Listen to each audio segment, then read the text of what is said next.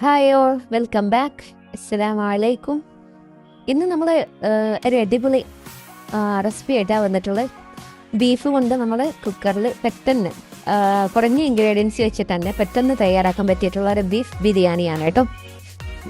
അതിന് വേണ്ടിയിട്ട് നമ്മൾ കഴുകി വെച്ച ബീഫ് കുക്കറിലോട്ട് ഇട്ട് അതിലോട്ട് കുറച്ച് മഞ്ഞൾപ്പൊടി, ഉപ്പ്, വെള്ളം ഒഴിച്ച് വന്ന് വേവിച്ചെടുക്കുന്നുണ്ട്. അധികം വേവൊന്നും വേണ്ട, ഒരു ഹാഫ് വേവ് ആവുമ്പോൾ നമുക്കൊന്ന് വാങ്ങി വെക്കാം.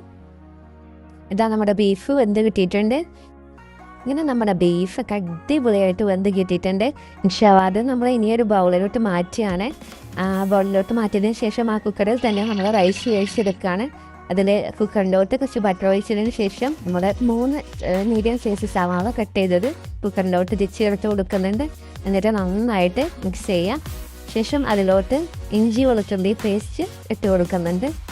അതുപോലെ തന്നെ മുളക് ചതച്ചത് അത് ഇട്ട് കൊടുക്കുന്നുണ്ട്. എന്നിട്ട് നന്നായിട്ട് ഇളക്കിക്കൊണ്ടിരിക്കുക. സവാള പെട്ടെന്ന് വേവാനുള്ളൊരു മാർഗ്ഗമാണ് കുറച്ച് ഉപ്പ് ചേർത്ത് കൊടുക്കുക എന്നുള്ളത്. ഉപ്പ് ചേർത്ത് കഴിഞ്ഞാൽ സവാള പെട്ടെന്ന് വെന്ത് കിട്ടും. ശേഷം അതിലോട്ട് നമ്മൾ കട്ട് ചെയ്ത് വെച്ച് തക്കാളിയാണ് ഇട്ട് കൊടുക്കുന്നത്. ഒരു 3 മീഡിയം സൈസ് തക്കാളിയാണ് എടുത്തിട്ടുള്ളത്. അത് അതിലോട്ട് ചേർത്ത് കൊടുക്കാം. എന്നിട്ട് നന്നായിട്ട് ഇളക്കി കൊടുക്കുക. തക്കാളി, സവാള, പിന്നെ നമ്മുടെ ഇഞ്ചി വെളുത്തുള്ളി പേസ്റ്റൊക്കെ നന്നായിട്ടൊന്ന് വഴന്ന് കിട്ടണം. അതുവരെ നന്നായിട്ട് ഇളക്കിക്കൊണ്ടിരിക്കുക. ശേഷം അതിലോട്ട് നമ്മൾ ചേർത്ത് കൊടുക്കുന്നത് കുരുമുളക് പൊടി, അതുപോലെ ഗരം മസാല, ബിരിയാണി മസാല എന്നിവ 3 കുറേശ്ശായിട്ട് ചേർത്ത് കൊടുക്കുന്നുണ്ട്. ആദ്യം കുരുമുളക് പൊടി, ശേഷം ബിരിയാണി മസാല, അതിനുശേഷം ഗരം മസാല, ഇതാണ് ചേർത്ത് കൊടുക്കുന്നത്. എന്നിട്ട് നന്നായിട്ട് മിക്സ് ചെയ്യാം. അപ്പോൾ ഇപ്പോൾ നമ്മുടെ സവാളയും തക്കാളിയൊക്കെ ഏകദേശം വഴന്നു വന്നിട്ടുണ്ട്. ശേഷം അതിലോട്ട് കുറച്ച് മഞ്ഞൾപ്പൊടി ഇട്ട് കൊടുക്കുന്നുണ്ട്. മഞ്ഞൾപ്പൊടി ഇട്ടതിന് ശേഷം നമ്മൾ ഓവറായിട്ട് ഇതിൽ മസാലകളൊന്നും ചേർക്കുന്നില്ല. കാരണം നമ്മൾ ഈ ഒരു ബീഫിൽ തന്നെയാണ് നമ്മൾ റൈസ് വേവിച്ചെടുക്കുന്നത്. ശേഷം അതിലോട്ട് ആവശ്യത്തിന് തൈര് ഒഴിച്ച് കൊടുക്കുന്നുണ്ട്. എന്നിട്ട് ഒന്നുകൂടെ നന്നായിട്ട് മിക്സ് ചെയ്യുക. ഇനി ഇതിലോട്ട് നമ്മൾ വേവിച്ച് വെച്ച ബീഫ്, അതായത് നമ്മളൊരു ബൗളിലോട്ട് മാറ്റി വെച്ച ബീഫ് വെള്ളം ഉൾപ്പെടുത്തി തന്നെയാണ് കേട്ടോ. വെള്ളത്തോട് കൂടെ തന്നെ നമ്മൾ കുക്കറിലോട്ട് ഇട്ട് കൊടുക്കുകയാണ്. നമ്മൾ മസാലയും റൈസും സെപ്പറേറ്റ് ആയിട്ടല്ല വേവിച്ചെടുക്കുന്നത്. ശേഷം അതിലോട്ട് നമ്മൾ കഴുകി വെച്ച മല്ലിയില, അതുപോലെ കറിവേപ്പില, ഇതൊക്കെയാണ് ചേർത്ത് കൊടുക്കുന്നത്. അതും ചേർത്ത് കൊടുത്തിട്ട് നന്നായിട്ട് ഇളക്കി യോജിപ്പിക്കാം. പിന്നെ മസാല ഇതിൽ ഒരുപാട് നമ്മുടെ നല്ല രീതിയിൽ എന്നൊക്കെ നമ്മുടെ മസാലക്കൂട്ട് റെഡി ആയിട്ടുണ്ട്. ഇനി നമുക്കുണ്ട് ഒരു റൈസാണ്. റൈസ് ഇവിടെ ഒരു ബൗളിൽ എടുത്ത് വെച്ചിട്ടുണ്ട്. ഇതിനെ നന്നായിട്ട് കഴുകി എടുക്കുക. ഇങ്ങനെ ഇനി നമുക്ക് അതിലോട്ടുള്ള റൈസാണ് തയ്യാറാക്കി എടുക്കേണ്ടത്. ഇവിടെ ഞാൻ എടുത്തിട്ടുള്ളത് 1 കിലോ അരിയാണ് എടുത്തിട്ടുള്ളത് കേട്ടോ. ആ 1 കിലോ അരി നന്നായിട്ട് കഴുകിയെടുത്തു. അതിനുശേഷം നമ്മൾ കുക്കറിൽ ഇപ്പോൾ ബീഫും ആ വെള്ളമൊക്കെ ചേർന്നിട്ട് നന്നായിട്ട് ഇങ്ങനെ തിളച്ചുകൊണ്ടിരിക്കുകയാണ്. അതിലോട്ട് ഞാനൊരു 6 ബൗള് വെള്ളം ഒഴിക്കുന്നുണ്ട് കേട്ടോ. ഈ ഒരു ബൗളാണ് ഞാൻ അളവായിട്ട് എടുത്തിട്ടുള്ളത്. ഇതിന് 6 ബൗളായിരുന്നു ഞാൻ 5 ബൗള് അരിയാണ് എടുത്തിട്ടുള്ളത്. അങ്ങനെ 6 ബൗള് വാട്ടറാണ് അതിൽ ഒഴിച്ചു കൊടുക്കുന്നത്.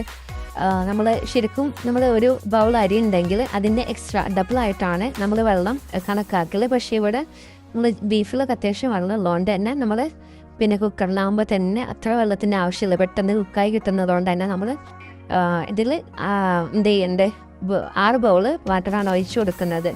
അങ്ങനെ ആ ഒരു ബീഫിൽ വെള്ളം തിളച്ച് വരുന്ന സമയം നമ്മൾ അതിലോട്ടാണ് നമ്മൾ എന്ത് ചെയ്യുന്നത്, നമ്മൾ നേരത്തെ കഴുകി വെച്ച നമ്മൾ ആദ്യം വേവിച്ചെടുക്കുന്നൊന്നുമില്ല കേട്ടോ. റൈസ് നമ്മൾ വേവിച്ചെടുക്കാതെ തന്നെ കഴുകി വെച്ച അരി നേരെ ഇതിലോട്ട് ഇട്ട് കൊടുക്കുകയാണ് ചെയ്യുന്നത്.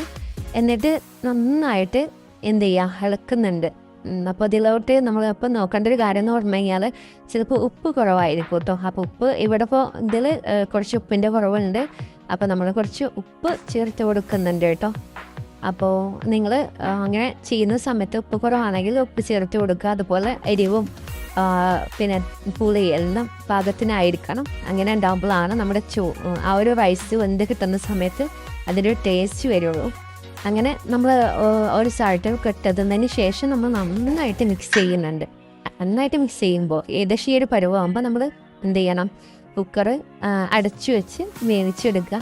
ഹൈ ഫ്ലെയിമിൽ ഇടരുത്, ഒരു ലോ ഫ്ലെയിമിൽ ഇട്ടിട്ട് ഏകദേശം ഒരു 3/4 മണിക്കൂർ എനിക്ക് ഈ ഒരു റൈസ് കുക്ക് ചെയ്യാനേ എടുത്തിട്ടുണ്ട്. 3/4 മണിക്കൂർ ആയതിനു ശേഷം ഞാനൊന്ന് കുക്കർ ഓപ്പൺ ചെയ്യുന്നുണ്ട്.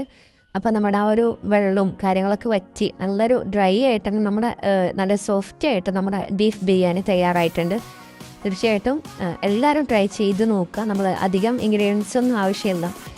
നമുക്ക് കുറഞ്ഞ സമയം കൊണ്ട് തന്നെ ഇനിയൊരു സാധനങ്ങൾ വെച്ചിട്ട് കുറഞ്ഞ ഇൻഗ്രീഡിയൻസ് വെച്ചിട്ട് നമുക്ക് വീട്ടിൽ തയ്യാറാക്കാൻ പറ്റിയിട്ടുള്ള ഒരു അടിപൊളി വിഭവം തന്നെയാണ്. തീർച്ചയായിട്ടും നിങ്ങൾ ട്രൈ ചെയ്യുക. നമ്മുടെ മക്കൾക്കൊക്കെ ബിരിയാണി ഇഷ്ടമാണല്ലോ. ബിരിയാണി വേണമെന്ന് പറയുന്ന സമയത്ത് നമ്മൾ സാധനം ഇല്ല എന്നുള്ള ടെൻഷനൊന്നും വേണ്ട. ഇങ്ങനെ ചെയ്ത് നോക്കിയാൽ കുട്ടികൾക്കൊക്കെ ഏറെ ഇഷ്ടപ്പെടുന്നൊരു വിഭവം തന്നെയാണ്. ഓക്കെ, ഇൻഷാ അള്ളാ.